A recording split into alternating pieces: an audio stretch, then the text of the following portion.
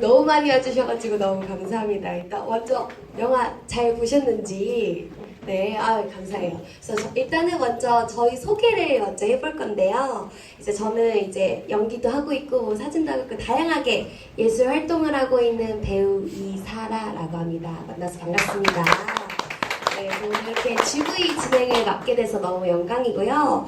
또 여기 옆에 또 함께 해주시는 기영 배우님 직접 소개 한번 부탁드리겠습니다. 네, 여러분들께서 오늘 진행해주신 이사라 배우님을 전적으로 신뢰해도 되는 게 저를 이렇게 초대해 주시면서 뭐라고 그랬냐면 배우님 영화도 좋아하시니까 아니면 뭐 연기 활동하고 계시니까 이렇게 말할 수도 있잖아요. 저한테 그때 일본인 닮으셔가지고 갑자기 생각났어요. 이렇게 솔직하게 말해주시는 분이라서 네, 저도 연기도 하고 있고 여것저것 하고 있는 배우 남기영이라고 합니다. 반갑습니다. 네, 그래서 혹시 이 영화를 알고 계신 분들도 있을 것 같고 처음 보신 분들도 있을 것 같아서 너무 어떻게 보셨는지 너무 궁금하거든요. 그래서 오늘은 조금 편하게 영화에 대해서 얘기를 나눠보는 시간을 가져보면 좋을 것 같아요. 그래서 이제 본격적으로 시작하기 전에 좀 이 영화에 대한 정보를 좀 먼저 알려드릴까 하는데, 이게 아까 우리 대표님도 말씀해주신 것처럼 원래 일본에서는 2017년에 개봉을 했는데 이게 원래 저예산 독립영화였대요. 그래서 원래는 이제 단관, 뭐 많아야 2관 정도로 하고 뭐 3주 상영을 하고 진짜 관객수가 많아봐야 뭐 5,000명 정도겠다 했는데 이게 입소문이 너무 잘 난 거예요. 그래서 상영관이 2곳에서 거의 한 250곳 정도로 하면서 제가 알기로는 한 100만 원 훌쩍 넘었다고 들었거든요. 그래서 그렇게 유명한 입소문을 탄 영화고요. 또 그 저희 블루리본 아시죠? 그러니까 한국의 그 맛집 블루리본 말고 이제 일본의 블루리본 상이라는 게 있대요. 이게 뭐냐면 이제 일본에서 뭐 비평가, 영화 비평가, 영화 기자들이 일본에서 개봉한 작품을 대상으로 이제 상을 주는 건데, 이 블루리본 상을 받은 영화이기도 하고 이 블루리본 상이 조금 받으면 되게 명예로운 상이라고 하더라고요. 그래서 이게 블루리본 상을 또 받은 영화인데, 이 영화를 또 아시는 분들은 되게 잘 아시거든요. 근데 모르시는 분들이 또 많아요. 그래서 혹시 또 우리 기영 배우님은 이 영화를 어떻게 하다가 접하게 되셨는지. 네, 이미 영화 팬들 사이에서 굉장히 소문이 자자했었어요. 일본에서 엄청난 영화가 나왔다. 그래서 모두가 막 난리 난 상황에서 저도 이런 영화가 있구나. 그 컨셉을 아무것도 못 들었었어요. 정말 제목만 딱 들었었어서 이거 꼭 봐야 되겠다. 이 정도로 사람들이 난리가 날린 이유가 있겠다 싶어서 저도 이제 여기 미림극장처럼 서울의 어떤 영화 예술극장에서 찾아서 보러 갔었습니다. 그때 제 기억에 3명인가 있었어요. 저를 포함해서. 뒤에 2분 있고 제가 있고, 그래서 오케이 됐다, 아주 재밌게 즐길 수 있겠다 하면서 이제 영화를 보기 시작했는데, 뭐 감상평을 바로 이어서 얘기해볼까요? 네. 오늘 처음 보신 분들은 저랑 비슷한 감정을 느꼈을 거예요. 처음 30분 동안은 망했다. 내가 죄송합니다. 그때 갑자기 또 내가 이런 영화를 보겠다고 이렇게 시간을 내서 와가지고 고생해가지고 와서 연기도 이상하고 다 봤으니까 이제 스포란 게 없죠. 다행입니다. 이 무슨 이런 말도 안 되는 영화를 내가 화가 나는 거예요. 처음 나갈까? 영화관에 3번도 나간 적이 없는데 뭐 2분이 계시니지만 뭐 크게 실례 안 되겠지? 이런 생각이 막 들고 있다가 이제 여러분도 아마 다 비슷하게 느꼈을 텐데, 그 어떤 시작되는 지점부터 막 너무너무 흥분해가지고 너무 재밌어서 그렇게 봤던 기억이 있네요. 네. 저도 기영 배우님이랑 좀 비슷한데, 저는 이제 OTT 플랫폼을 되게 자주 보거든요. 그래서 아무런 정보 없이 카메라를 멈추면 안 돼? 사실 저는 영화를 몰랐거든요. 이걸 볼 때. 그래가지고 봤는데 저도 같은 생각이었어요. 끌까? 이 연기 와우. 특히 그 여자 주인공, 와우, 이 연기 뭐지? 와. 일본을 굉장히 무시하게 되죠. 약간 진짜 너희 수준 이거밖에 안 되는 거죠? 네. 진짜 죄송하지만 근데 그렇게 보다가 좀 검색을 해봤어요. 이제 OTT니까 이제 편하게 인터넷에서 검색을 해보니까 평이 너무 좋은 거예요. 그래서 이게 평이 좋다고? 오케이, 그럼 사람들의 말을 믿고 한번 끝까지 보자 했는데 약간 이렇게 무시한 게 되게 죄송스러울 정도로 너무너무 반성한 영화였는데, 이제 막 보셨을 거 아니에요. 그 사실 저는 어떻게 보셨는지 지금 너무 궁금해가지고 혹시 짧게 이 영화를 보고 그냥 자유롭게 혹시 감상평 얘기해 주실 수 있는 그 관객분들이 혹시 계신지 그냥 자유롭게 나 이렇게 봤다 혹시 있으신지. 제가 이런 거 몇 번 해봤거든요. 일단 한 분이 시켜야 됩니다. 네. 아까 선생님 혹시 예. 좀 오셔서 얘기해 주셨던데 어떠셨던 것 같아요? 마이크 네, 일찍 욕심. 오셔가지고. 네. 저는 이 맨 처음에 그거 보고 나서 예? 처음에 그냥 저렇게 해서 1시간 반까지 가나 이게 의아한 거예요. 저도 첫 편 이상 봤거든요. 네, 영화를 많이 보셨구나. 어렸을 때도 봤으니까 58년 개틴인데 네. 예? 그래서 이게 1시간 반 동안 진짜 가까이 영화가 그랬다고요. 근데 그만 볼수록 재밌는 거예요. 그게 은근히. 그래서 내가 이게 저런 영화가 있구나 처음에 이렇게 해주고 그 다음에 그 과정을 다 일일이 응? 재밌게 꾸며나가는구나 그것도. 그래서 우리나라에서 그런 저런 영화가 없었는데 그래서 새롭게 봤어요 많이. 네. 그리고 우리나라도 어떻게 저렇게 영화가 코미디 영화가 나올 수도 있구나. 응? 먼저 다 결과적인 걸 보여주고 과정을 또 그걸 또 보여주는 거 보면 참 재밌다. 또 우리나라도 한번 코미디에서 한번 시도를 한번 해볼만 하겠다. 영화 말고도 그런 생각이 들었어요 많이.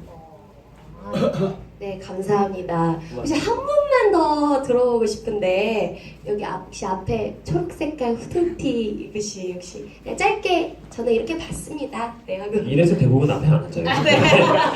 네, 희생이 되거든요. 네, 너무 잘 눈에 보이셔가지고. 아니 저는 분명히 코미디인 줄 알고 왔는데 좀비가 너무 무서워가지고 그 앞에서 너무 힘들었는데 그 뭐지?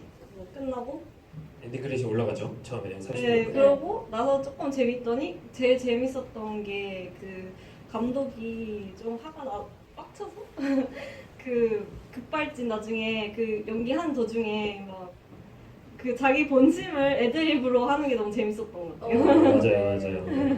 아유, 감사합니다.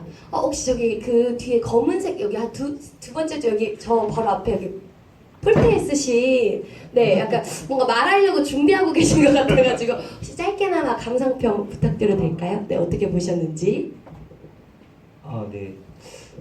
저도 사실 이 영화에 대해서 정보가 거의 없이 왔거든요. 네. 미림극장 인스타그램 통해서 포스터만 보고 왔는데 사실 포스터만 봤을 때는 굉장히 보고 싶은 취향의 영화가 아니었는데 예, 미림극장에서 하는 이 일본 영화 상영회를 또 좋아하기도 하고 해서 와서 봤는데 앞에 말씀하셨던 것들처럼 저도 굉장히 재밌게 봤고 마지막에 그 크레딧 영상까지 너무 좀 재밌게 봤거든요. 그래서 네.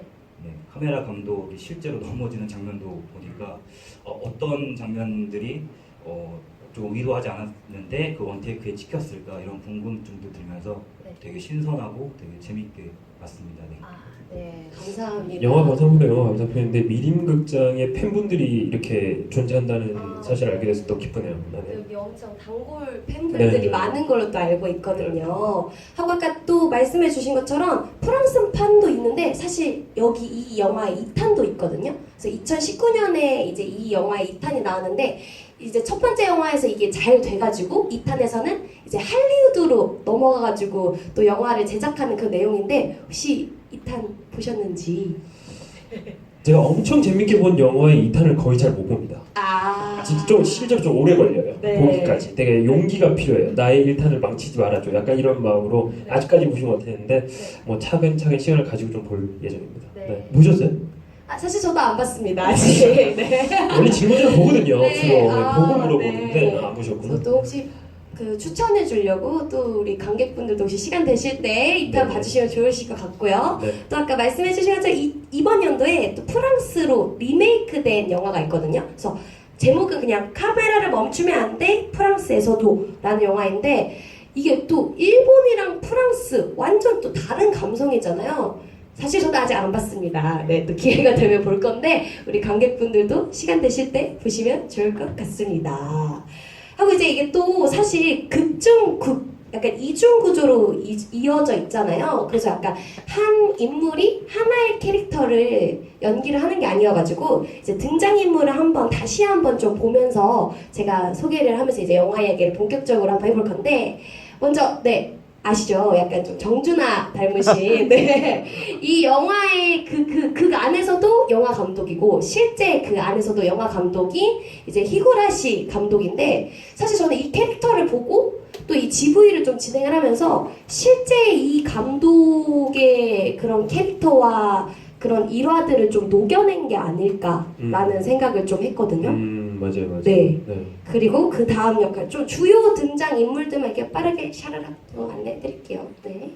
그다음에 네 이분 저 처음에 보고 경악을 금치 못했던 발연기 주인공. 약간 진짜 깜짝 놀라. 근데 알고 보니까 연기를 굉장히 잘하시더라고요. 그래서 극 중에서는 이제 그 여자 주인공이었는데 그 혹시 명대사 이거 기억나시나요 혹시? 아니요 기억나지 않습니다. 아, 그래요? 시키려고 그러죠. 네 시켜보려고 했는데 네, 또 기억나지 기억이 안 않습니다. 나시고 네. 아이카기 했었던 그 아이돌이었던 네. 실제로 배우들 사이에서도 가장 어려운 연기가 발연기 연기입니다. 이게 자칫하면 굉장히 이상해 보일 수가 있거든요. 근데 되게 연기를 잘하시더라고요. 네, 너무 잘하셨고요. 그리고 네 이분 기억나시죠? 이제 그 극중 영화에서 남자 주인공이었는데 좀 이 영화 이 주인공 보면서 조금 화가 났어요. 왜요? 아니 그 뒷부분에 이제 제작 환경에서 굉장히 막 논리 정연한 척하면서 막 납득이 되지 않으면 막 연기를 하지 않겠다. 그런 분들 있죠. 네 그런 역할이었는데 네 아무튼 인상 깊었습니다. 하고 네 아시죠? 그 감독의 아내 역할 원래는 연기자였는데 열정이 너무 과다해가지고 연기자를 못하다가 어떻게 하다가 이제 분장사 역할을 맡게 된 하루미 역이고요. 혹시 기억나시나요? 그 호신술 장면? 네. 제가 참고로 그 부분 되게 좋아해가지고 제일 애정하는 뭔가 캐릭터이기도 하고요.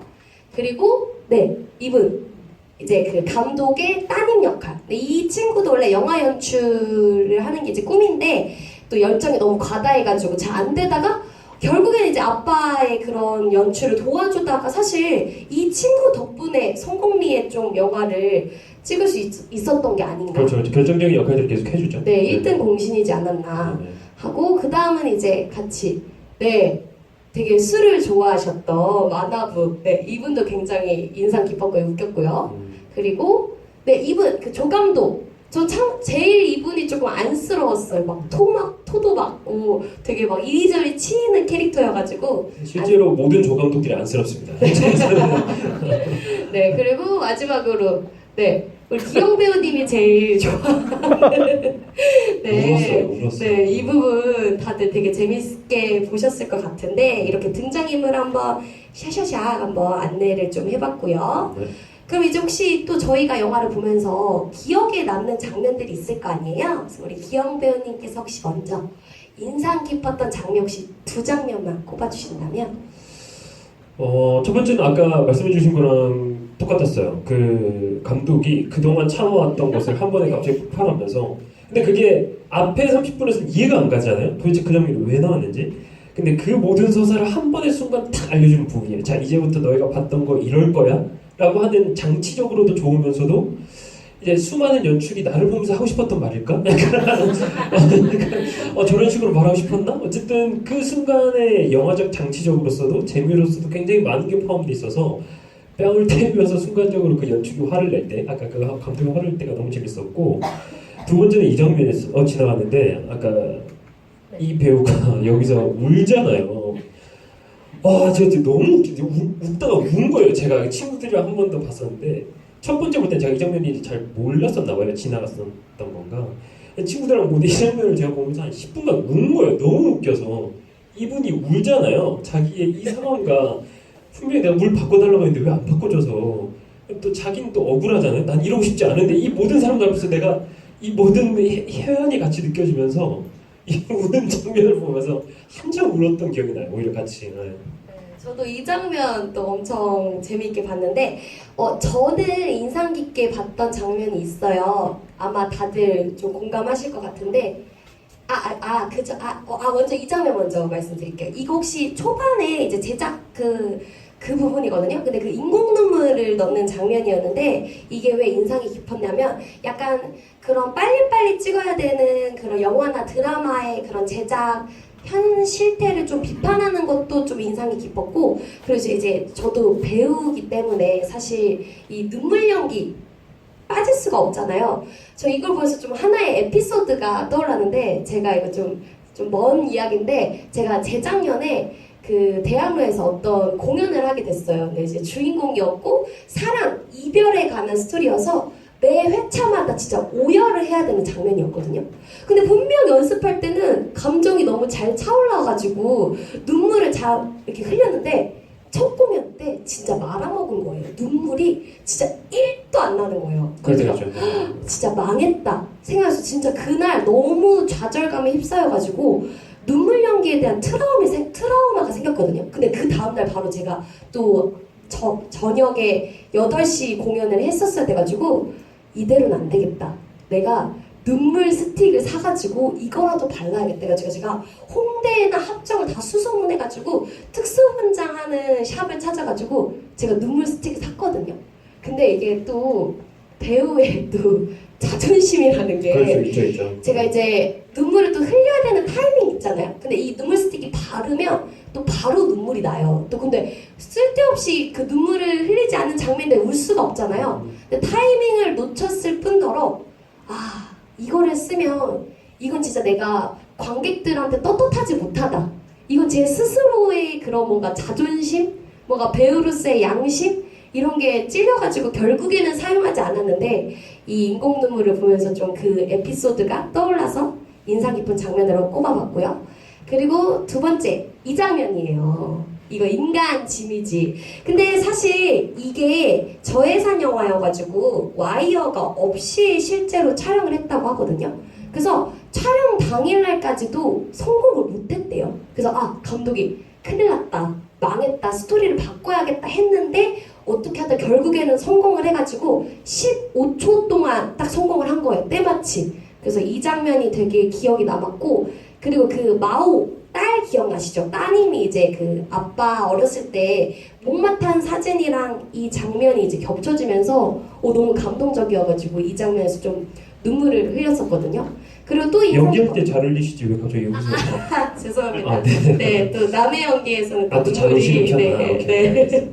제 연기는 좀 힘들었는데, 네. 그리고 또 이 영화라는 게, 이거를 보면서 또 다시 한번 느낀 게, 진짜 영화라는 게 정말 쉽지 않게 만들어지고 모두의 노력으로 만들어지는 거구나 라는 장면을, 또 이 장면을 보면서 인상이 깊어가지고 이 장면을 꼽아봤거든요. 혹시 우리 또 관객분들 중에 인상 깊은 장면이 혹시 있으시다면 혹시 편하게 네.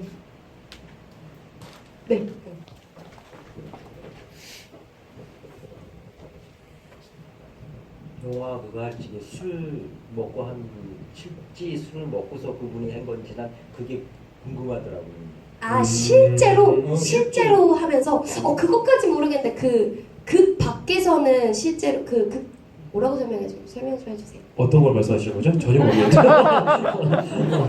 진짜 촬영하면서 술을 대부분 그럴 일은 적습니다. 예, 왜냐면은 기본적으로 영화든 연극이든 통제 안에서 이루어져야 되는데, 혹시나 술을 많이 드셔야 실제로 통제 밖에 벗어난 것을 촬영하기는 힘들어요. 그래서 아마도 제 추측대로는 절대 진짜 술을 마셔서 진짜 술을 그만큼 취한 상태로 찍진 않았을 것이다 라고 추측해 볼 수 있습니다. 난 조금 먹으면서 계속 조금은 먹었을 수 있어요.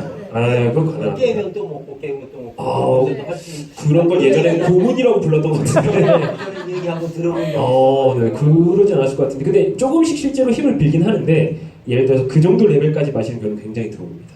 네, 그 장면이 인상 깊으셨네요. 네, 감사합니다. 네. 혹시 여기 가운데 네, 혹시 인상 깊었던 장면이 있으신지? 많이 얘기 나올 것 같아요. 내가 좀 저는 여기 장면에서부터 이제 막 감동을 하기 시작해서 마지막 엔딩 크레딧 올라갈 때가 사실 이 영화 이제 핵심 장면 중 하나라고 생각을 하고, 그러니까 이렇게 영화가 만들어집니다, 이렇게 영화 내내 보여주고 엔딩 크레딧 올라갈 때 실제로도 이렇게 만들어졌다는 거 보여줄 때가 가장 감동적이에요. 감사합니다.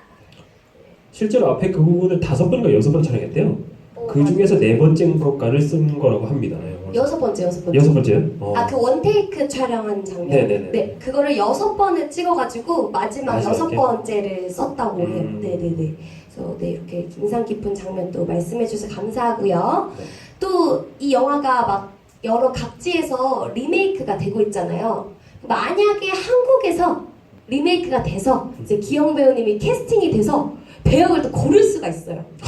네, 아주 그럴 일은 영광스러워. 없는데요. 네, 그럴 일은 없지. 만약 그런다고 생각을 그렇죠. 해보고 네네. 혹시나 이 배역 중에 혹시 이런 배역 한번 해보고 싶다. 저는 이분 하고 싶습니다. 아, 이거 이제 네. 쉽지 않습니다, 여러분. 이 연기가 그 제가 이탈리아에서 잠깐 공연을 했던 적이 있는데 코미디아 델 아르테라고 해서 코미디의 원조가 사실 이탈리아에서 나온 그런 연극의 원형이거든요. 그 코미디라는 게 기본적으로는 풍자라서 과장을 하고 막 웃기는 것부터 시작을 해요. 근데 요즘은 굉장히 바뀌어서 웃기려고 노력하는 사람만큼 안 웃긴 사람이 없잖아요. 결국 웃기려는 사람은 굉장히 진지하고 아무렇지 않아야 되는데 그렇게 정말 연기를 잘하더라고요. 예, 정말 아무것도 안 하는데 너무 웃기잖아. 예, 저는 머리도 밀 의향이 있다. 네, 머리까지 또 밀 의향이. 작가님은 어떤 저요? 거? 네, 배우께서. 저는 만약에 현실적으로 택할 수 있다면 마오 역을 좀 택할 것 같은데 나이대가 맞아서. 근데 만약에 나이대를 배제하고 하면 그 퐁 하셨던 하루미 분장사 역할을 하면 좋을 것 같다는 생각이 있어요. 왜냐면 제가 좀 평소 이미지도 좀 그렇고 주로 좀 웃긴 역할이나 좀 코믹 발랄한 역할을 좀 많이 하는 편이어가지고 만약에 저는 고를 수 있다, 저는 하루미 역할이 조금 탐이 납니다. 네. 그리고 혹시 이 영화가 또 어떻게 보면은 또 좀비물이라고 할 수 있잖아요. 네네. 혹시 기영 배우님은 평소에 좀비물 자주 보시는지? 네, 저는 좀비물 좋아하는 편이에요. 그리고 혹시 그럼 추천해 주신다면? 좀비물. 좀비물, 네. 좀비물이 미국 쪽에, 그 서양 쪽에서 굉장히 탄탄한 장르 중에 하나입니다. 그거를 친구들과 토론을 한 적이 있었어요. 도대체 왜 이렇게 좀비물이 인기가 있는 거냐. 제가 생각했던 것 중에 하나는 가장 현실적인 아포칼립스다. 내가 상상하기 좋은, 당장에 집에 있는데 좀비들이 다 창궐해서 집에 갇혀 있다면 좀 뭔가 현실적으로 와닿잖아요.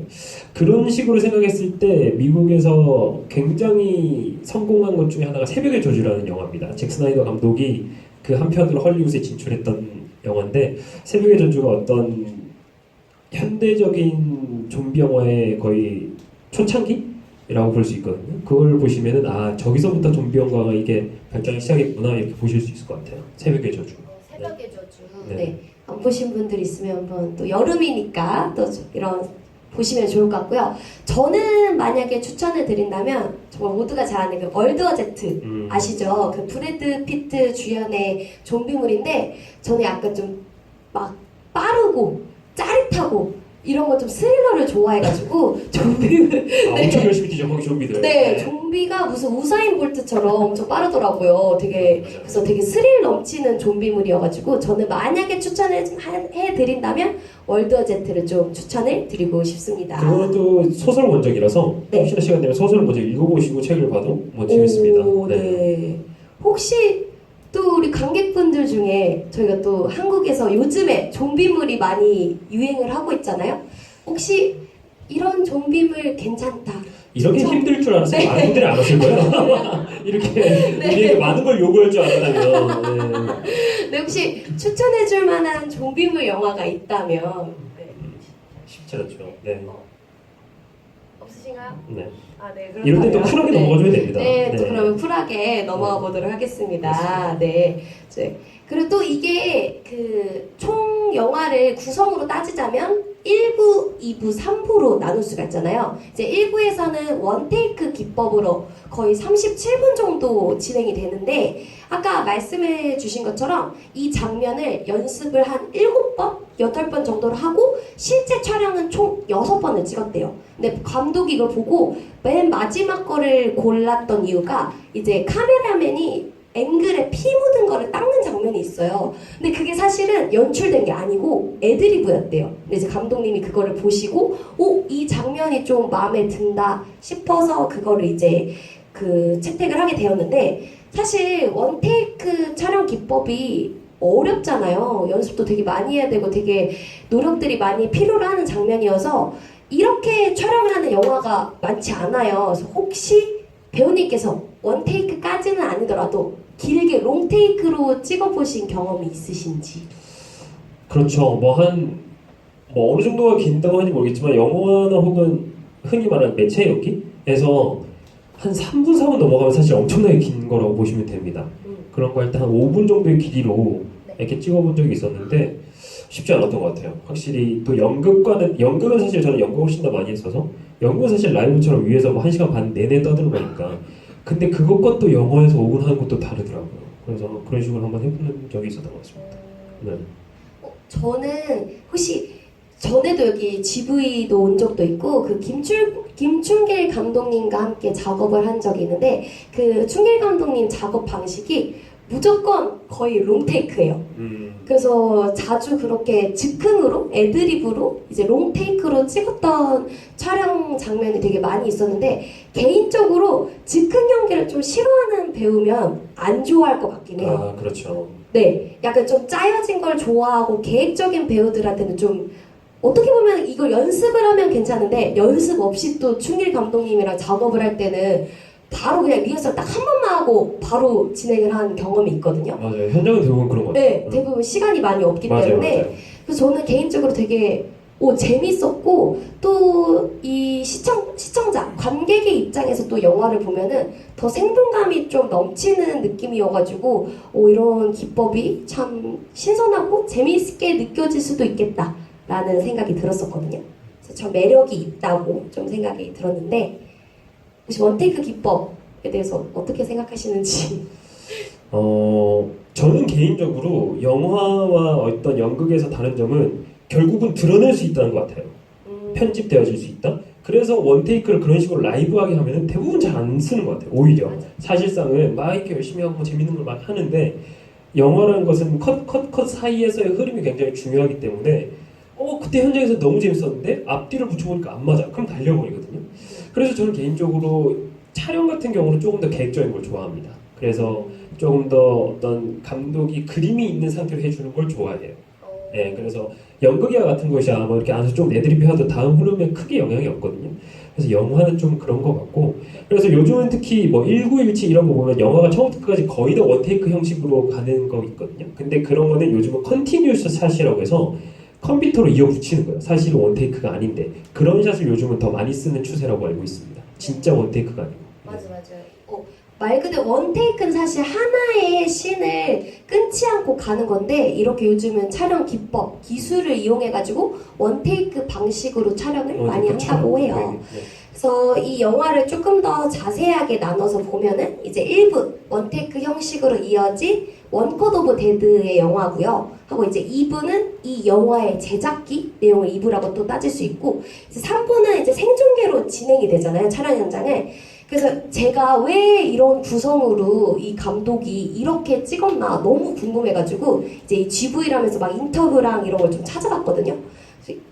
찾아봤는데 이 우에다 시니치로 감독이 예전에 일본에서 어떤 소극단의 공연을 봤대요. 근데 이 극단의 공연이 좀 이중적으로 구성이 되어 있는 거에 보고 약간 감명을 받아서 나도 만약에 영화를 찍으면 이런 방식으로 영화를 찍어보면 되게 재밌겠다 싶어서 이러한 방식으로 영화를 찍게 됐고 또 하나의 썰이 있어요.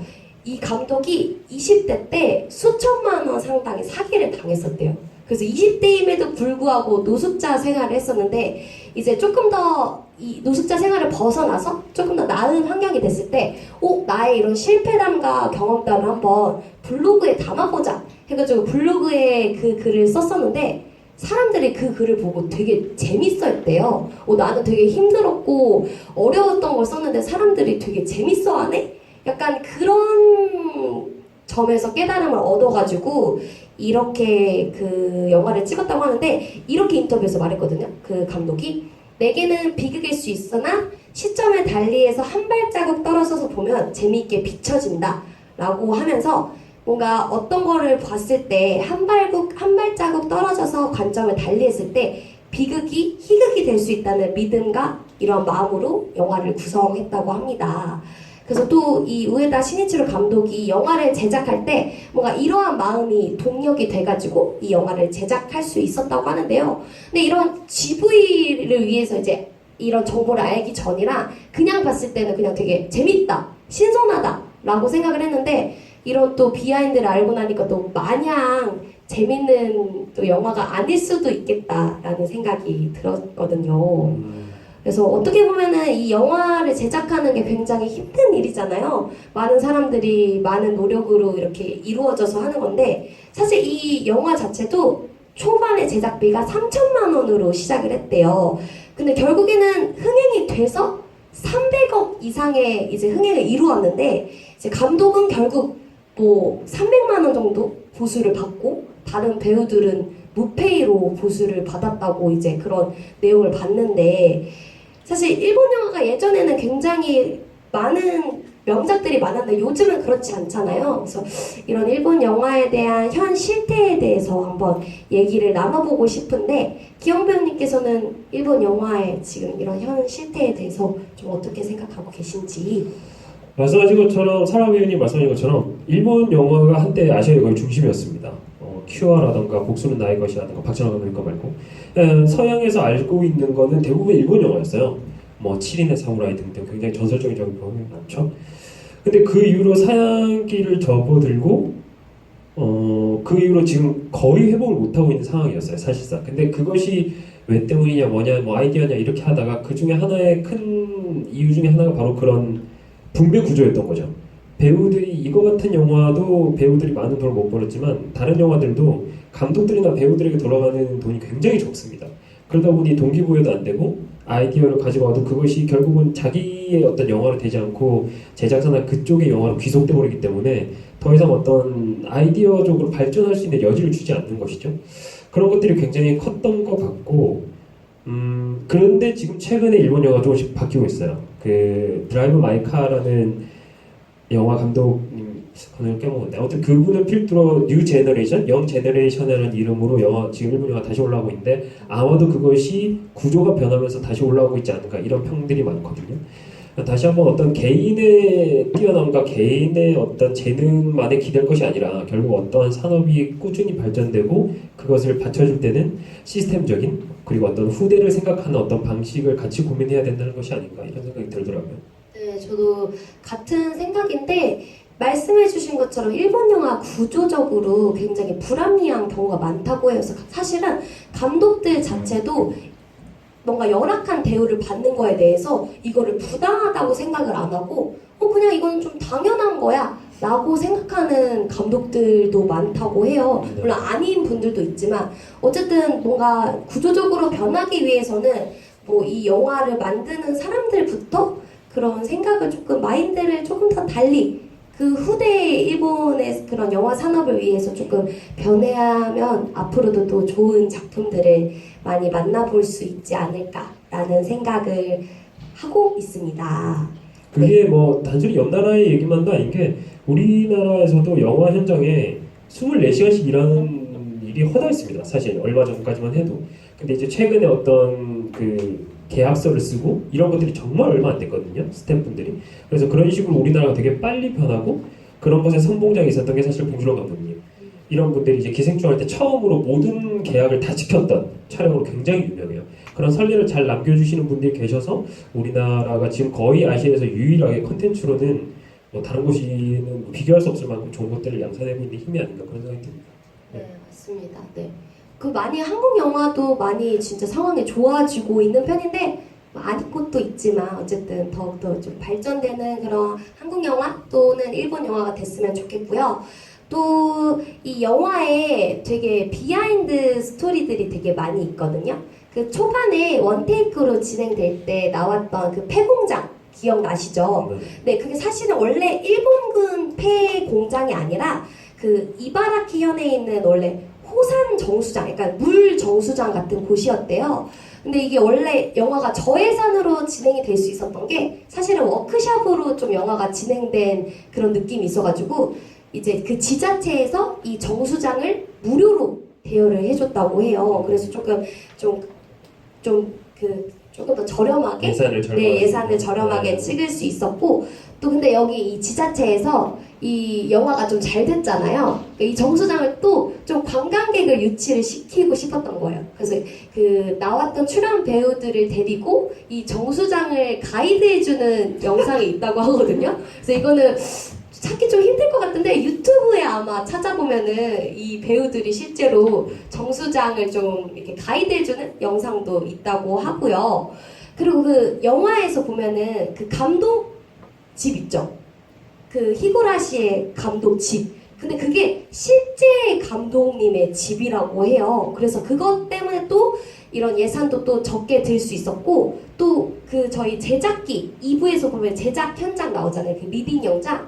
거기 혹시 그 갓난아기 데리고 왔던 분장사 기억나시죠? 그 갓난아기가 실제 감독님의 또 아기라고 해요. 그렇습니다. 네, 하고 이제 어쩔 수가 없어요. 네. 네, 감독이 되면. 또 3천만 원으로 이걸 또 찍기에는 무리가 있기 때문에 제가 얼마 전에 실제로 양익준 감독님을 만나 뵀었습니다. 그 똥파리를 만들었던 그 영화에서 이거 이미 어디 TV에서 말씀하셨던데 현장에서 직접 들어가서 만나서도 그 영화 보면 이렇게 돈 뭉치를 뿌리는 장면이 있어요. 그게 한 100만 원인가 200만 원짜리인데 근데 그거를 제작하는데 돈이 더 들어요. 사실 그 지폐를. 그래서 실제 200만 원을 뿌려고 컷하고 막 주는데 열심히. 근데 2만 원이 비어서 어디 갔냐. 스태프들 막 빨리 내놔요. 이렇게 하시니까 그렇게 됩니다. 감독이 되면. 네. 다 그렇게 돼요. 맞아요. 그래서 예산을 되게 엄청 작게 했는데 최대한 아낄 수 있는 방법으로. 그래서 그 감독님이 인터뷰 중에 그냥 공짜인 거는 다 모든 세상의 모든 공짜는 활용할 수 있었으면 다 활용을 했다고 하더라고요. 그래서 네, 이런 비하인드가 또 있었고 또 그런 의상도 감독님이 직접 어디 폐수감 있죠. 그런 데서 다 주워온 거라고 하더라고요. 그래서 이런 또 그런 비하인드가 있었고 또 저희가 또 일본 영화 상영했잖아요. 그래서 혹시 그러면 또 기영 배우님께서 이제 일본 영화 혹시 추천해줄 만한 작품이 있으신지? 하이. 네, 하이. 최근에 봤는데 네. 그 봉준호 감독님께서 영화 10편을 골라라 하면은 들어가고 7편을 골라라 해도 들어가고 5편을 해도 골라라 들어가는 영화가 항상 있었어요. 그래서 와 이게 뭐지? 뭐길래 이렇게 좋아하시지 했는데 일본 영화 큐어라는 작품입니다. 고려사 999 이거 그때 참 이름이 어려워요. 아무튼 큐어라는 영화인데 그게 어떤 뭐랄까 스릴러 영화 그리고 연쇄살인마라는 영화의 거의 시초 같은 작품이에요. 보시면 옛날 영화 굉장히 오래됐거든요. 근데 그런 느낌이 전혀 안 들고 이게 OTT에 있는데 저는 개인적으로 집에서 혼자 밤에 불을 끄고 보시기를 추천합니다. 한 1시간 정도는 숨을 쉴 수가 없어요. 전혀 무서운 장면이 잘 나오지 않거든요. 뭐 잔인한 장면 한번 나오지만 막 놀래키거나 이런 건 아닌데 그 어떤 연출적으로 사람을 이렇게 뭉개트리는 느낌이 있어요. 와 내가 숨을 쉴 수가 없다. 그 정도로 굉장히 좋은 연출력과 어떤 배우들의 연기도 굉장히 뛰어나서 그 실제로 봉준호 감독님도 자기가 살인의 추억을 할 때 굉장히 많은 영향을 받았다는 영화라고 하셨었던 만큼 왜 감독들이 좋아하는지 알겠다라고 했던 영화인데 큐어라는 영화를 네, 추천드립니다. 다들 큐어 한번 메모해 주시고요. 기억님은 또 있으세요?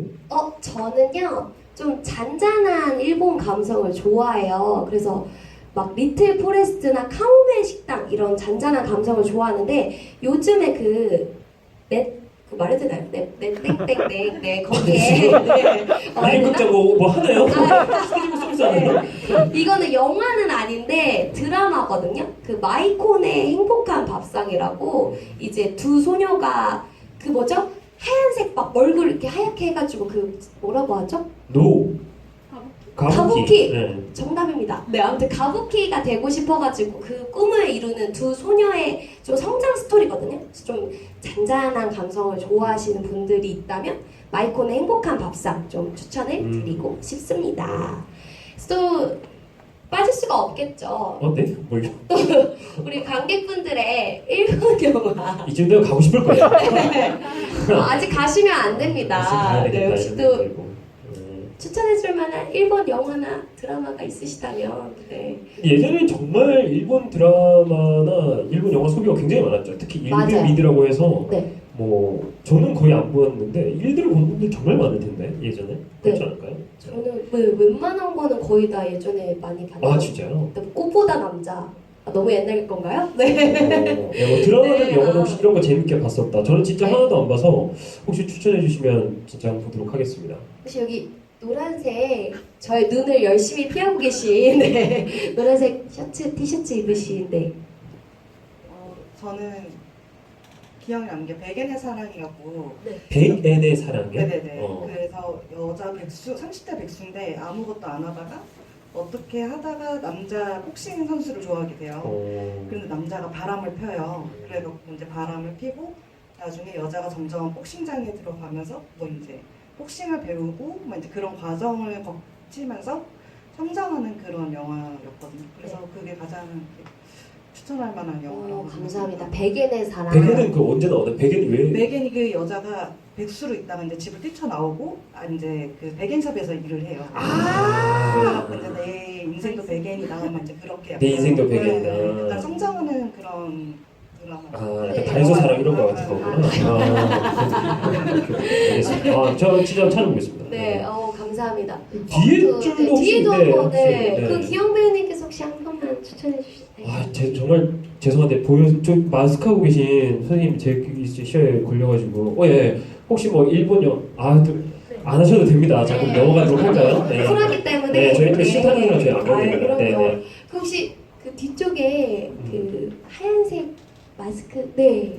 없으신가요? 네. 좋습니다. 그럴 때 또 쿨하게 넘어가줘야 돼요. 네, 서로 그럼요. 무한하지 않게. 네, 알겠습니다. 각자 재밌는 거 찾아오시고 백엔의 네. 사랑 우리가 나중에 네. 다이소의 요즘, 사랑. 네. 네. 그 OTT 되게 잘 돼 있잖아요. 그냥 네. 일본 카테고리 들어가셔가지고 찾아오시면 네, 그냥 바라겠습니다. 포스터 마음에 드신 거 네, 고르시면 좋을 것 같고요. 네, 지금 그래도 시간이 조금 거의 다 되고 있긴 한데 이제 또 궁금해요.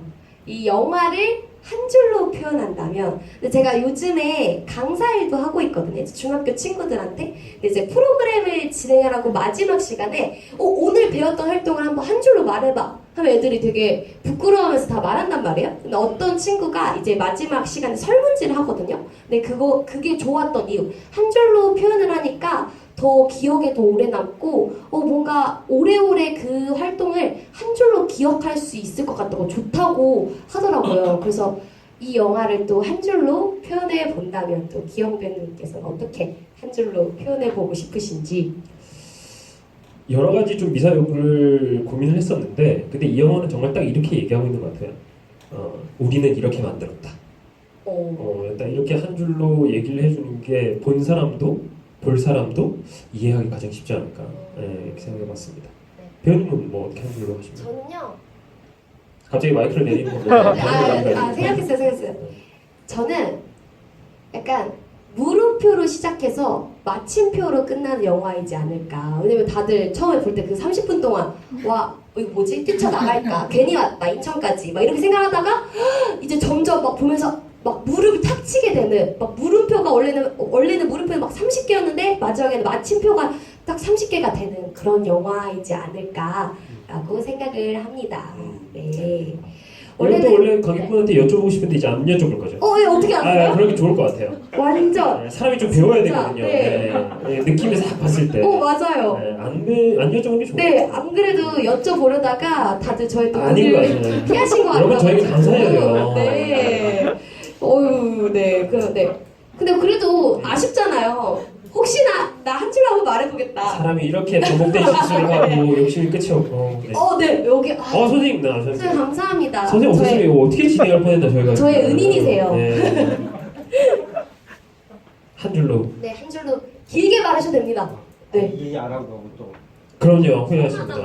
네. 참고로 죄송합니다, 선생님. 참고로 선생님 아까 좀 일찍 오셨는데 지금 선생님께서는 1000편 넘게 지금 거의 30년 넘게 이 주변의 극장을 다 섭렵하신 이미 영화 쪽으로는 뭐 광을 넘어서 전문가라고 하셔도 될 만큼 한 줄 평을 하신다면 NG라는 거는 경계가 없는 것 같아요. 나는. 한번 거꾸로 질문하고 싶어요. NG 범위가 어떻게 되는지. 저희는 명확하죠. 감독이 그만하라고 하면 한 번도 어긴 적이 없습니다. 그래요? 네, 저는 시나리오에 벗어난 게 NG가 아니고 그러니까 감독이 끊으면 NG. 그렇습니다. 저희는 처음 명확한데. 알았네. 근데 선생님 말씀에 좀 공감이 가네요. 도대체 NG란 어디서부터 어디까지냐?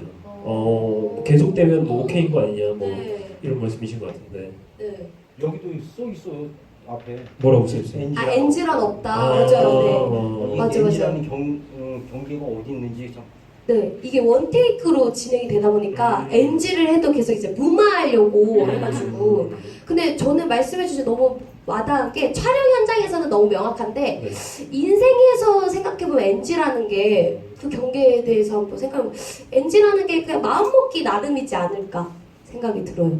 내가 이게 NG다 다시 하자 하면은 그게 뭐 다시 하는 거고 이건 NG 아니다 다시 뭐 그냥 끝까지 가보자 컷 없이 가보자 약간 이런 게 또 인생에서의 그런 경계를 또 한번 근데 생각해보게 인생에서 되면 다시라는 게 없대는데 다시라는 것도 있는 것 같아 나는. 오. 그 생각도 해봐요. 타임머신이 발견된 집에 아니 그러면 이제 그 사정에 후회를 내니까 그거 이렇게 안 하고 후회 안 하게 할 수 없을까 이런 생각도 좀 또 해봐요. 근데 진짜- 나이가 제한이 돼서 네. 그 얘기를 잘 못 하겠는데 그렇지 않는다 그러면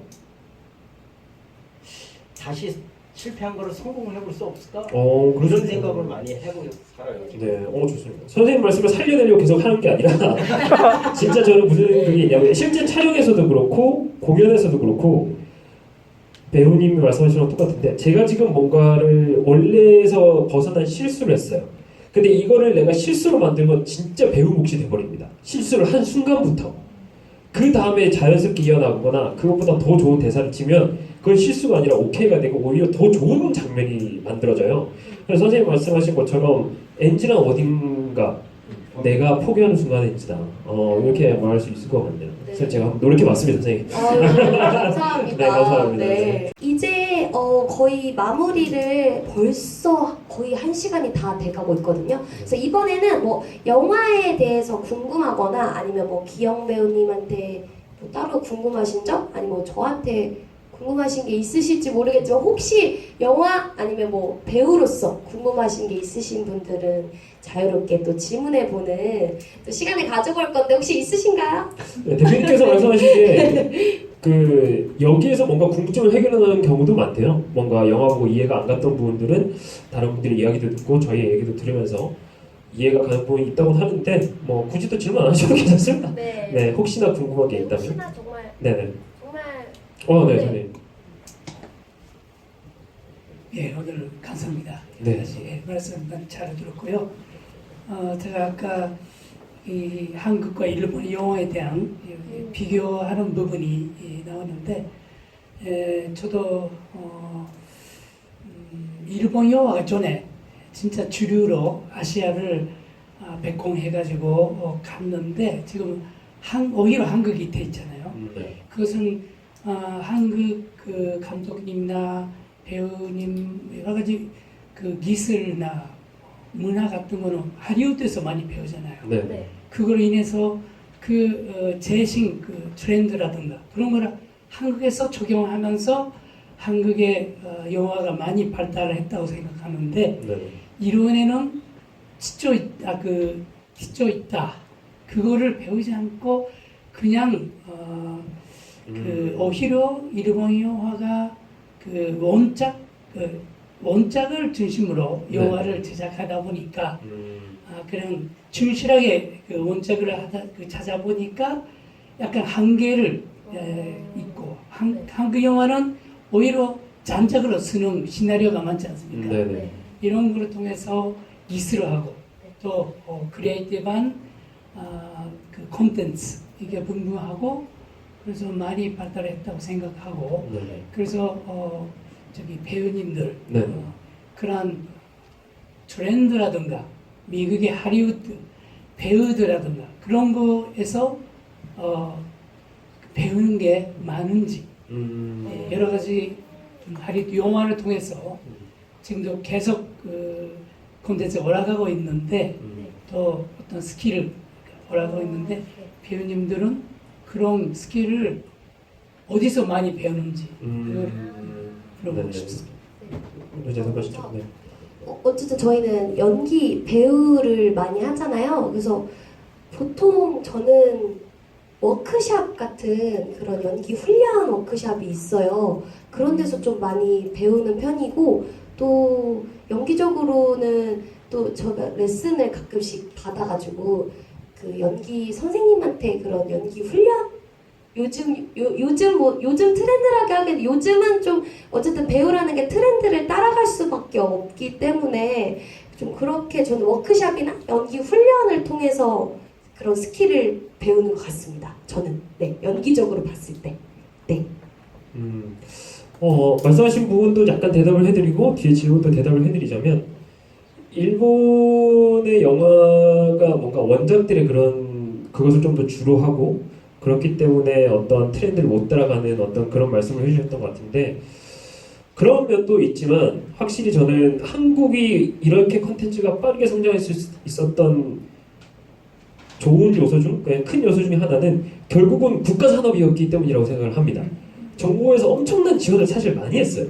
그래서 어떤 감독들은 얘기합니다. 자기는 영화를 예술로 배웠는데 어느 순간 산업이 돼버려서 좀 안타깝다. 당연히 장단점이 있겠죠. 그런 면에서 일본은 영화의 힘보다 사실 애니메이션 혹은 다른 콘텐츠 힘이 더 강하기 때문에 그런 부분이 조금 이제 안일하게 생각하다가 뒤처진 게 아닐까 생각하지만 다시 한번 말씀드리지만 요즘은 굉장히 종합 영화를 다시 많이 만들어내고 있고 최근에도 너의 눈을 들여다보면이라는 영화를 처음부터 끝까지 필름으로 찍은 일본 영화거든요. 그 영화도 굉장히 재밌게 봐서 개인적으로는 일본 영화가 저는 빨리 살아나길 바라는 게 어쨌든 라이벌은 항상 존재해야 됩니다. 그래서 서로가 정말 좋은 경쟁을 하면서 좋은 걸 배우고 뺏고 뭐 이렇게 뺏기고 이런 걸 해야 좋은 영화가 서로 만들어진다고 생각해서 일본 영화의 선전을 바라고 다음으로 말씀하신 것처럼 어떤 연기의 영감은 어디서 왔냐 저는 연기술이란 거는 이제 더 이상 정형화되어 있지 않고 개개인으로 굉장히 파편화되어 있다고 생각해요. 어떤 배우는 이렇게 표현하고 어떤 배우는 저렇게 표현하고 관객들의 수준도 굉장히 많이 올라가서 연기란 이런 거지라는 그런 어떤 형상화가 많이 희미해졌어요. 그래서 연기술을 배우려 하다기보다는 여전히 저는 어떤 사람의 감정의 상태에 대해서 많이 배우려고 하는데 그러다 보니 이제 앞에도 이제 되게 대꼬처럼 해놨죠. 책을 읽는다던가 혹은 다큐멘터리를 좀 많이 보려고 하는 편인 것 같아요. 그래서 어떤 사람이 어떤 감정에 빠졌을 땐 이렇게 표현되는구나 그 과정을 좀 세밀하게 알려고 하는 편인 것 같아서 어떤 영화를 많이 보기보다는 좀 다큐멘터리나 사람의 감정을 다룬 책들을 많이 읽는 편인 것 같습니다. 네. 약간 연기 이런 술이라고 뭔가 배우마다 너무 그 방법들이 너무 다양해가지고 맞아요. 이거는 개개인의 그런 편차가 되게 많은 것 같아요. 정말 네. 100% 실화인데 감독님에게 들은 건데 감독님 성함은 밝히지 않겠습니다. 우는 장면이 있었대요. 남성분이 정말 오열을 해야 되는. 근데 이게 티어스틱이라고 하거든요. 그건 못 구하셨나 봐요. 근데 막 소음이 가쁘고 눈물이 나야 되는데 그분이 너무 마음이 답답해서 어떻게 했냐면 100% 실합니다. 청양고추 10개를 씹어 먹었다는 거예요. 현장에서. 어떻게든 구해오라고 해서 와 울면서 막 하는데 대사가 안 쳐져서 혀가 아프다가지고 이렇게 그날 다음날 촬영했다는. 뭐 그게 뭐 살짝 웃긴 에피소드지만 말씀하신 것처럼 연기술은 정말 다양해서 그런 식으로도 되게 접근하는 방법도 되게 다양한 것 같아요. 네. 이 얘기를 하자 또 웃긴 에피소드가 생각이 나는데 제가 이제 연극영화과를 나왔거든요. 근데 연극영화과에서 무조건 거의 주에 1회는 장면 발표를 했어야 됐어요. 근데 이제 같이 수업을 하는 친구가 거기서 약간 본인의 어렸을 적 슬픈 경험을 독백으로 풀어내는 장면이었는데 그 친구가 눈물이 안 났나 봐요. 그래서 생각을 한 게 치약을 몰래 여기다 짜온 거예요. 근데 이제 그거를 아무한테도 말 안 하고 본인만 이제 치약을 이렇게 쓱 바르고 오열했는데 그 감독님이 되게 그 교수님이 칭찬에 되게 인색하신 분인데 처음으로 일어나서 얘들아 이 친구 연기 봤니? 이게 진짜 연기야. 이게 살아있는 연기야. 라고 이제 그 친구가 나중에 우리한테 말했을 때 저희도 진짜 깜짝 속았거든요. 너무 막 저희 앉아있는 친구 다 울었단 말이에요. 그래서 이게 연기술이라는 게 참 여러분 세상은 보여지기 정의롭지 않습니다. 네. 세상은 네. 공평하지 않아요. 네. 그래서 그렇게 교수님한테 칭찬받았던 에피소드가 좀 기억이 났고요. 혹시 질문 한두 개 있으면 한두 개만 더 받고 마무리하면 좋을 것 같습니다. 없으시면 없어도 됩니다. 네. 마지막 네. 얼마든지 선생님. 네. 다른 커피 한 잔. 네. 아무튼. 네. 사드릴게요. 네. 영화 쪽에서도 우리 노래하듯이 판소리로 다큐를 만든 게 있나요? 제가 알기로는 없는데 안 만들어졌을 리는 없을 것 같습니다. 네, 다큐멘터리는 굉장히 다양한 분야를 다루고 있어서 아마 찾아보면 있을 것 같고 개인적으로는 국립극단에서 판소리 수업을 듣기도 했었거든요. 네, 그래서 한국에서는 개인적으로 느끼기에는 이탈리아도 그때 잠깐 살아보면서 공연했을 때는 그때 당시 코미디아 대련을 했다가 우리나라로 치면 판소리 같은 거예요. 굉장히 옛날에 가면을 쓰고 마당 같은 데서 이제 마차를 끌고 다니면서 했던 공연의 원류인데 그걸 아직도 계승하고 계신 분의 워크숍을 들었던 적이 있는데 그분이 저한테 하신 말이 한국은 전통을 잘 지키고 있는 것 같아서 너무 부럽다라는 말을 했었어요. 저도 그때 국립극단에 가서 판소리 공연을 하면서 준비를 하면서 느낀 게 아직도 한국은 그래도 판소리 정말 잘 지키고 있는 거다 이런 생각이 들었어서 아마 찾아보시면 있을 것 같습니다. 네. 네. 다큐멘터리는 모르겠고 그 김태리 주연으로 여성 악극착 관련된 드라마가 그렇죠. 지금 제작하고 있다고 들었거든요. 나온 것도 있고요. 네, 그 나온 것도 수지 있고 배우님이 하셨던 네, 영화도 판소리 있고 관한 영화도 있습니다. 찾아보시면 있을 것 같습니다. 네네. 네, 혹시 네네. 네, 좀 아쉬운데 혹시 또 아니, 본인이 원하는 질문이 있나요? 제가 해드릴까요? 아니, 네, 여기. 네네네. 해주세요. 그 배우님께 그 대머리 캐릭터를 하고 싶다고 하셨는데 저는 그 캐릭터를 보면서 좀 비호감이다? 그 좀 자기가 막 제가 매일 했죠 이러면서 막 되게 싸가지 없게 네네. 그래놓고 네. 결국에 준비를 해주니까 네. 자기가 자기 이름도 써있는데 자기가 라벨 있는 거 멀쩡한 거 옆에 있는 사람 거 집어가지고 먹어놓고 네. 피해 끼치고 그래서 저는 그 장면에서 막 되게 웃기다기보다는 그냥 그 풀밭에서 대면을 처리하시는 장면에서 네. 그냥 웃기다 잘 됐다. 네, 그쵸. 그렇게 생각을 했는데 어떤 점에서 그렇게 재미있고 매력을 느끼셨는지? 그 얘기를 하면서 본인도 웃고 계시잖아요? 그리고 지금 아까부터 제가 지금 봤는데 막 메일 보냈는데 이렇게 했는데 뒤에 사람이 다 웃고 있어요. 그 얘기를 하면서 그런 힘이죠.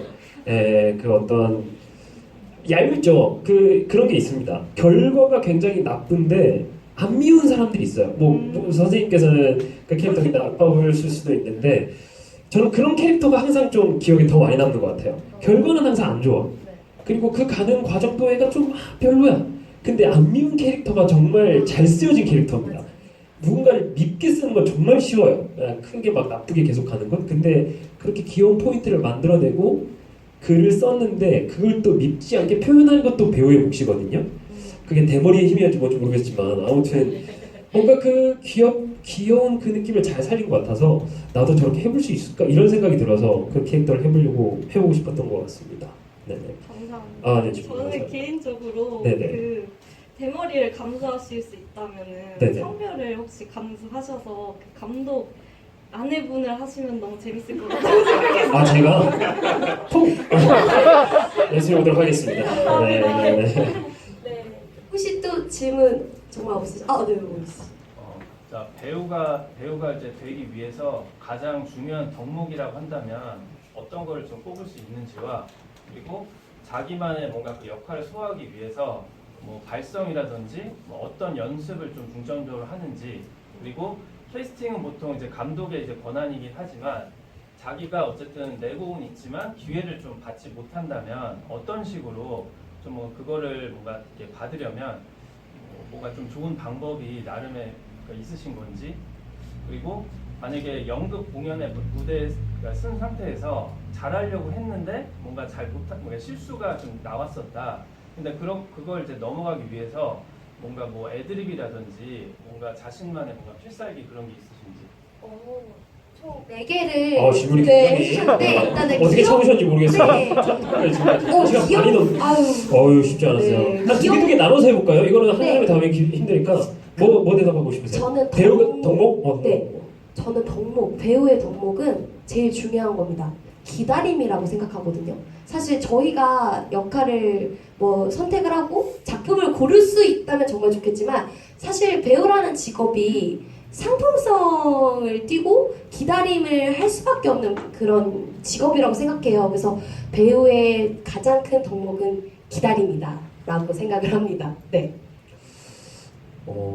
이거는 이제 직업적인 그거를 말씀하신 것 같고 혹은 어떤 배우의 어떤 감성적인 부분을 얘기하자면 결국은 제가 생각하기에는 무엇인가를 표현하고 싶은 사람들이 어떤 걸 하게 되는 것 같아요. 그게 그림이든 음악이든 어떤 것을 내가 단순히 이 말이나 표정이나 이런 것들이 아니라 무엇인가를 표현해내고 싶다. 이 욕망이 무엇인가를 발현시키는 것 같은데 그것이 배우가 되면 연기인 것이고 화가가 되면 그림인 것이고 이런 것 같아서 결국 표현하고자 하는 욕구가 있는 사람이 배우를 하게 되는 것 같아요. 자, 하나 끝냈고 다음 거 뭐였죠? 자, 덕목 다음이 네. 캐스팅이었던 것 같아요. 아, 캐스팅. 캐스팅. 캐스팅이 잘 되지 않는 쓸 때 어떤 어떻게 하는지.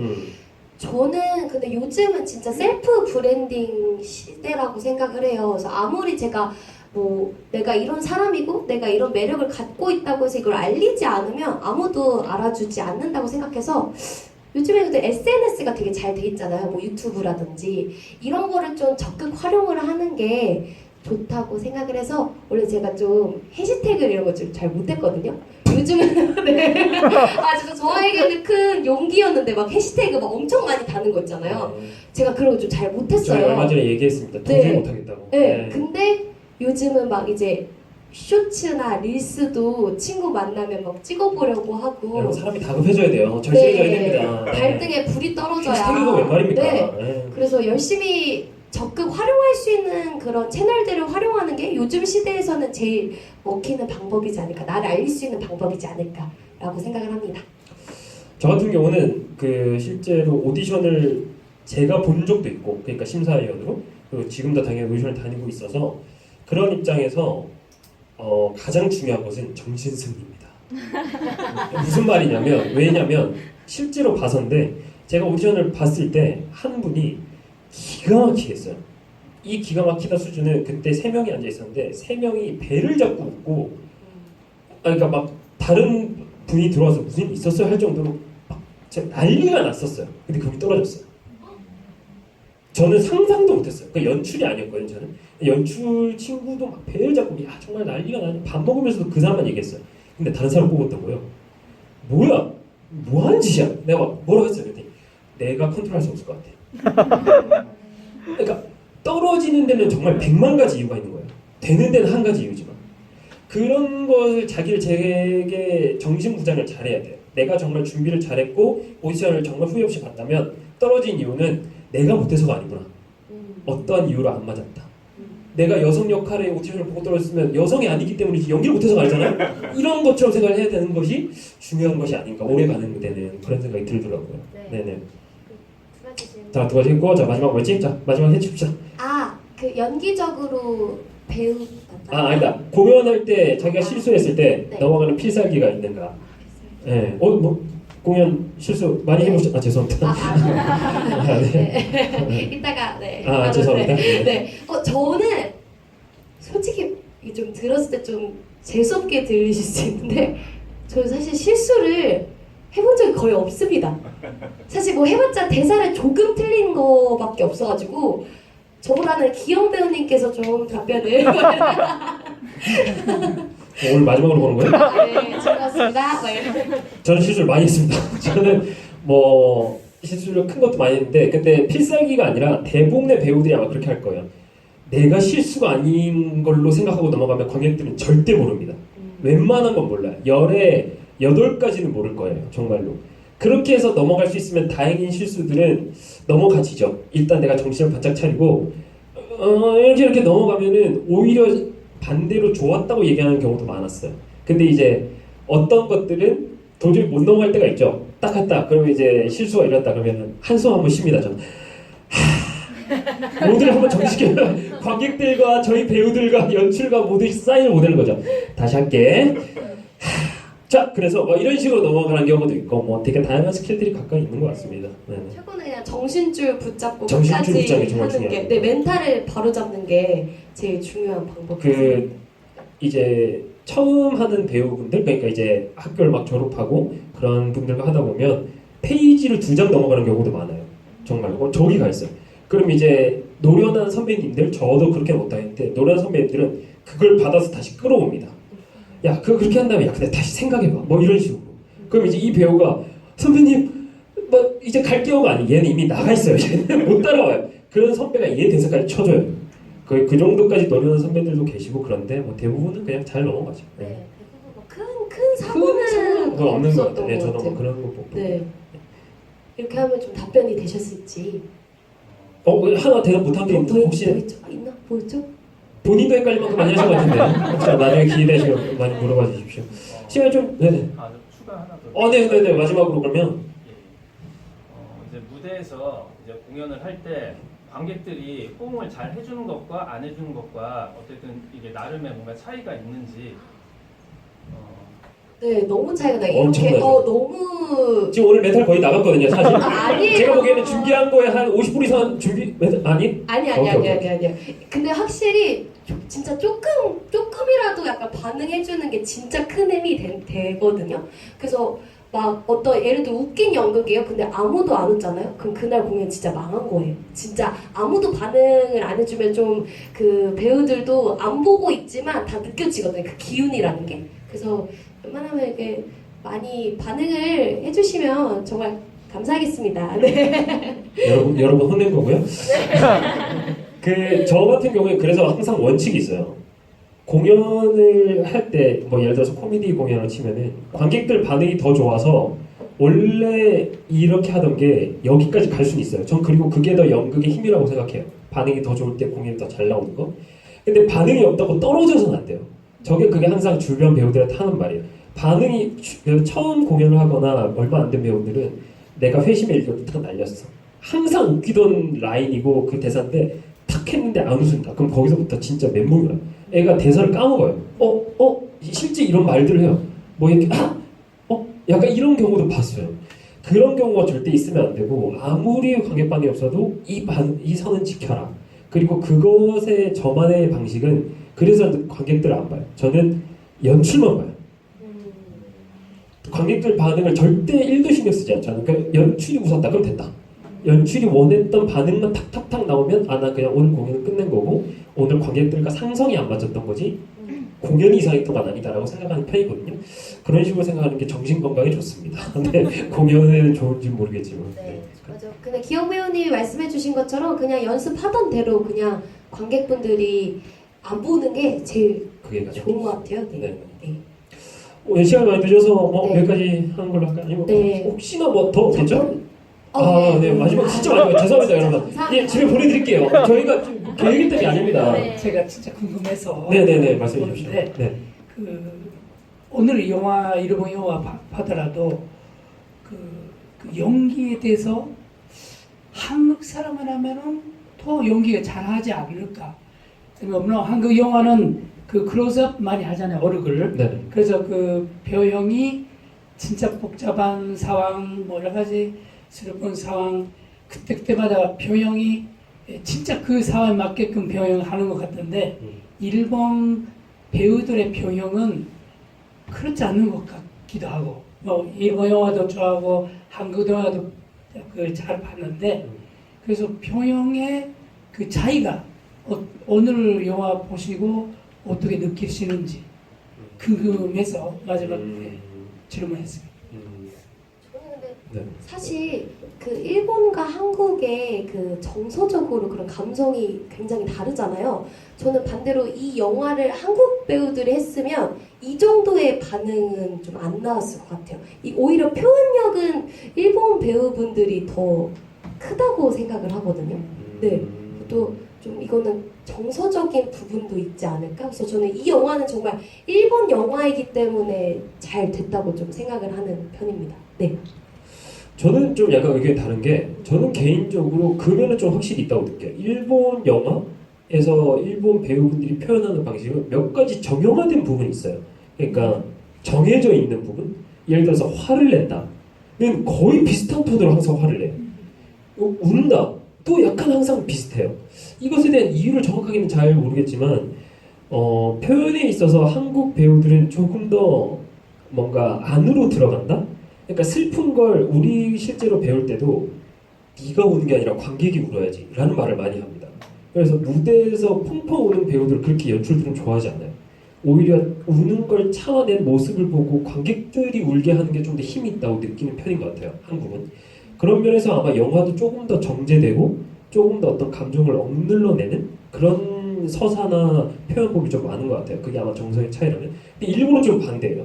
화내는 것도 뭐 혹시 일본 분이신지 잘 모르겠지만 일본은 에라 이 톤이 왜 항상 유지되는지 잘 모르겠어요. 그냥 슬픈 것도 항상 뭔가 참아내기보다는 쏟아내는 그런 어떤 표현 방식에서 차이가 있는 것 같은데 그것이 어떤 사회적인 정서의 차이인지 어떤 연기술의 차이인지 모르겠지만 그 차이를 잘 만들어내는 것도 좀 재밌는 것 같고 그래서 어떤 최근에 일본 영화는 그 흐름이 좀 바뀐 것 같습니다. 예를 들어서 드라이브 마이 카 혹은 제가 최근에 본 너의 눈을 들여다보면 이런 영화도 그런 부분이 굉장히 많이 드러나 있어요. 그러니까 빠져 있어요. 내가 평소에 일본 영화 배우분들이 표현하는 방식이라고 생각했던 것들이 좀 많이 바뀌어 있는. 그래서 이것들이 조금 이제 일본 영화에서도 조금씩 뭔가 방향을 잡아가나 이런 생각이 들어서 그 부분은 저도 좀 더 연구해보면 좋겠다는 생각이 드네요. 네, 감사합니다. 네.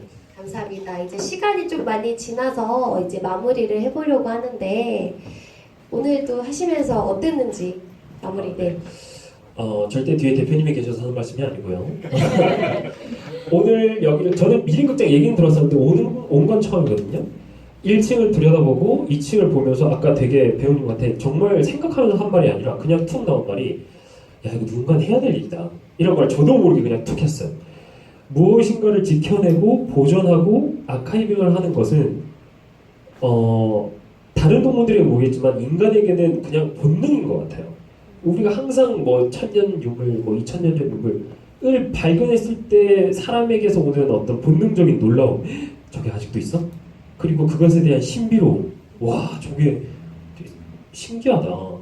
근데 그것은 누군가가 정말 열심히 지켜낸 결과물일 수도 있거든요. 자연적으로 땅에서 발견된 게 아니라 그 일을 인천 미림극장이 하고 있고 심지어 잘 해내고 있다는 인사를 싹 받으면서 아까 배우님한테도 말씀드렸었는데 정말 겸연쩍게도 제가 조금 더 제 분야에서 더 잘 되고 더 힘을 얻게 되고 더 많은 스피커 커지면 그럴 때 더 오고 싶다.